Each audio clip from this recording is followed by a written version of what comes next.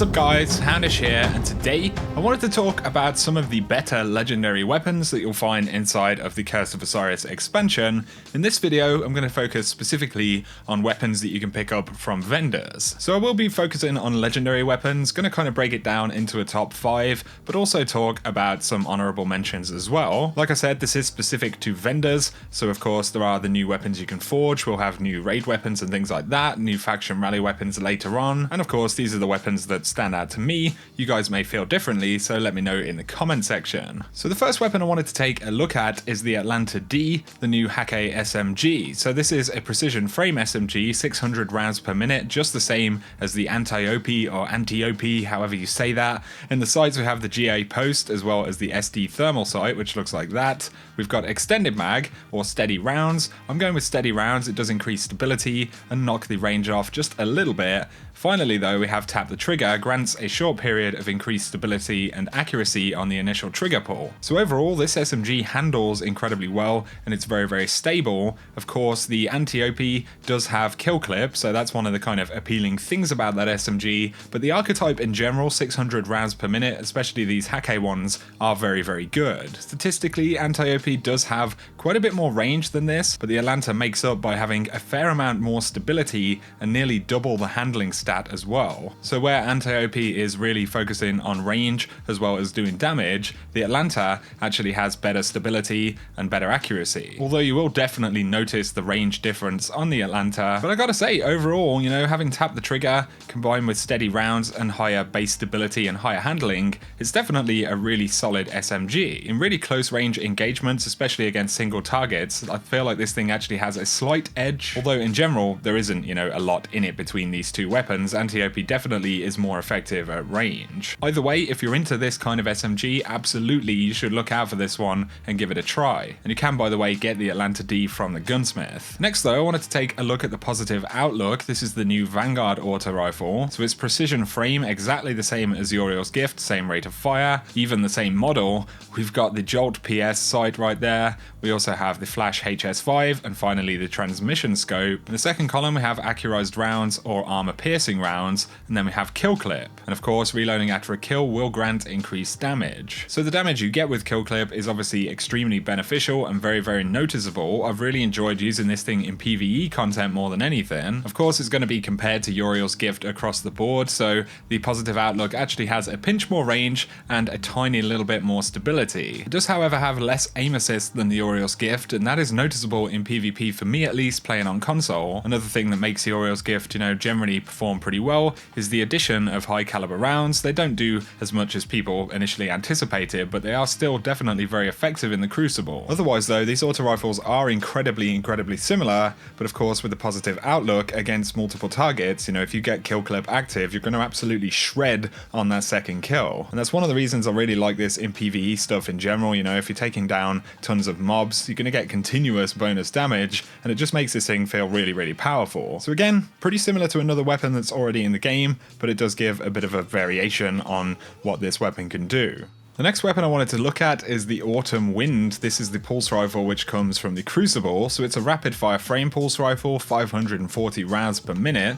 In the sights we have Hitmark IS, we've got red dot micro, and then also the rifle scope right there. We have accurized rounds in the first column, as well as tactical mag, and then finally under pressure, improved stability and accuracy as the magazine gets lower. So of course there are very few pulse rifles in this archetype actually in the game. You've pretty much got the Lincoln Green, and then you have the Iron Banner one as well. And these things in PvP do kill very quickly, they feel pretty nice to use. And one of the main reasons this one is really good is that versus the Lincoln Green, this one has 56 stability, so it's a good few points more stability. It also has more range, a higher handling stat, and a higher reload speed, as well as even more aim assist than the Lincoln Green. So while the perks on the weapon don't necessarily feel that exciting, the stats are actually pretty fantastic. And then for the main bonus under pressure, it's going to increase your stability and accuracy as the mag gets lower, and especially in PvP, this is certainly going to help you win some gunfights. Pulse rifles aren't in the kind of dominant spot in the Crucible right now. You know, auto rifles are pretty good, so are scout rifles, and if you're against auto rifles in the kind of optimum pulse rifle range,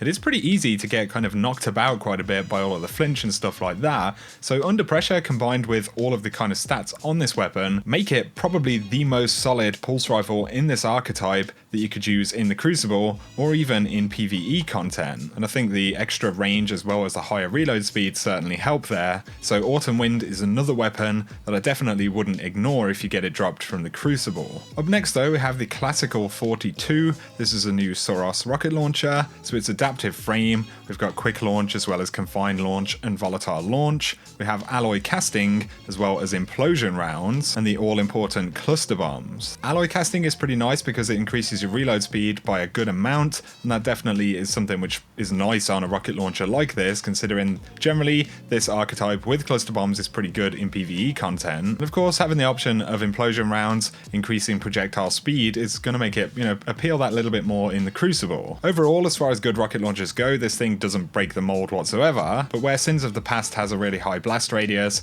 and the Curtain Core has a really high velocity, this one kind of sits a little bit more in the middle. So there is a bit more of a trade-off between the velocity and blast radius stat. Not that they are hugely noticeable in most content, you know, as long as they're reasonably close to each other. Again, this doesn't break the mold, but it's just a solid rocket launcher. And I think it'll certainly sit in that kind of top 3 legendary launchers, so it's worth mentioning. The final weapon in the top 5 would be the Metronome 52. This is a new Soros scout rifle that comes from Gunsmith. It is in the precision frame archetype, just like Nameless Midnight, so it's 180 rounds per minute, but it actually has full auto. So of course this kind of harks back to some of the scout rifles that we had from Soros back in Destiny 1 that were really popular with full auto. But in the sights we have SLO 12 post, we've got SPO 28 front, and SRO 57 ocular. It has flared magwell, greatly increases stability and reload speed. Or appended magazine. The weapon's magazine is built for higher capacity, which increases mag size, and then of course full auto. I like going with flared magwell in general. More stability and higher reload speed just feels better than having a higher magazine size. And of course with this natively being a Soros scout, it does feel kind of like those scout rifles from back in D1. It's certainly the closest thing, although of course it does have more of the sandbox tuning that you'll experience inside of D2. Inside of PvP, it takes people down pretty quick. It handles generally pretty well. You can definitely feel that scout rifle aim assist change at distance that came in the Curse of Osiris patch. But if you've been into, you know, full auto scout rifles in the past, then there's no huge reason that you won't enjoy this weapon. And obviously inside of PvE, just makes your job that little bit easier, you know, not firing individual shots when you're in that kind of mood. And of course, there aren't too many full auto scout rifles in Destiny 2, so this one right now is definitely worth looking out for. So those are the main weapons I wanted to take a look at, but an honorable mention would be the Nature of the Beast hand cannon. This is the new one for the Crucible. Interestingly, you'll see that it's 180 rounds per minute, so it is in a new hand cannon archetype. It also has the new kind of hand cannon animation that we saw on one of the Osiris themed weapons, but it's precision frame right there. We've got crossfire HCS and steady hand HCS. We've got appended mag, accurized rounds, and finally Dragonfly. So it is nice to have a hand cannon with Dragonfly, nowhere near as effective as Firefly from back in the day, but it's still pretty cool. This weapon kind of makes me think more of a hybrid between a hand cannon and a sidearm. It fires much faster than most hand cannons, and you have the kind of sidearm-esque animation as well. And it certainly feels pretty strange the first time you use it, you know, it's no better devils, it doesn't feel anything like most hand cannons we've used in the game, and you have to be kind of used to the idea that you're going to pump more rounds into things to actually kill them. I don't think it's a godly weapon by any means, but being a hand cannon with Dragonfly, also in this archetype which is pretty unique, it's definitely worth trying out. Another weapon that's pretty standout comes from the Gunsmith, and that is the Eulogy S14 sidearm from Omelon. It's 491 rounds per minute, so it's in the same archetype I believe as the Last Hope sidearm. It's got target SAS as well as tactic SAS, does have high caliber rounds, and then we've got flared magwell, and finally Grave Robber. Melee kills reload a portion of the magazine. Considering most of the time you're going to be in pretty close range to people when you use a sidearm, obviously Grave Robber is pretty good.